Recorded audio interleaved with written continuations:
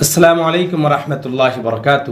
معزز ناظرین گرامی، کیا عورت حالت حیض میں پیریڈ میں عمرہ کر سکتی ہے یا نہیں؟ بہت سارے بھائیوں کا بہنوں کا میسیج آیا، بہت ہی اہم سوال ہے کہ عورت حالت حیض میں یعنی کہ پیریڈ کی حالت میں عمرہ کر سکتی ہے یا نہیں۔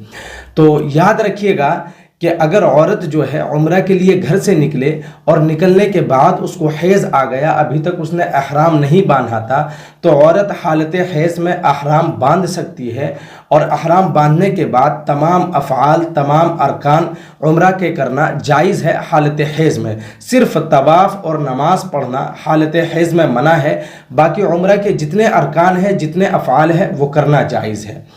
احرام کی نیت کرنے کے بعد جو 2 رکعت نماز پڑھی جاتی ہے وہ حالت حیض میں نہیں پڑھے گی، بلکہ عورت غسل یا وضو کر کے قبلہ رخ بیٹھ کر کے احرام کی نیت کر کے صرف تلبیہ پڑھ لے۔ یہ تو ایک کنڈیشن ہو گئی کہ حالت حیض میں عمرہ کے تمام ارکان عورت ادا کر سکتی ہے، تمام افعال کرنا جائز ہے، صرف طواف اور نماز پڑھنے کے علاوہ تمام چیزیں کر سکتی ہے۔ یہ تو ایک کنڈیشن، ایک صورت ہو گئی۔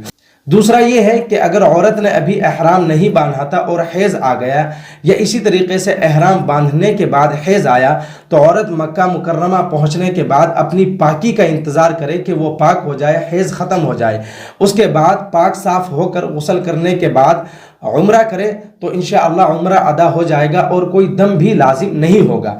یہ تو ایک صورت ہے۔ دوسری صورت یہ ہے کہ اگر عورت کے پاس کوئی ایسی گنجائش نہیں ہے کہ وہ پاک نہیں ہو سکتی، کیونکہ پاک ہونے سے پہلے اس کو واپس آنا ہے، ویزے کا مسئلہ ہے کہ ویزے کا وقت نہیں بڑھا سکتی، یا اسی طریقے سے اس کے ساتھ جو محرم گیا ہے وہ واپس آ رہا ہے، اس کے پاس وقت نہیں ہے، کل ملا کر اس کو واپس آنا ہے عورت کو، اور وہ حیض سے پاک بھی نہیں ہو سکتی، ابھی اس کے حیض کے مدت یعنی ایام باقی ہے، تو وہ حالت حیض میں ہی عمرہ کر لے۔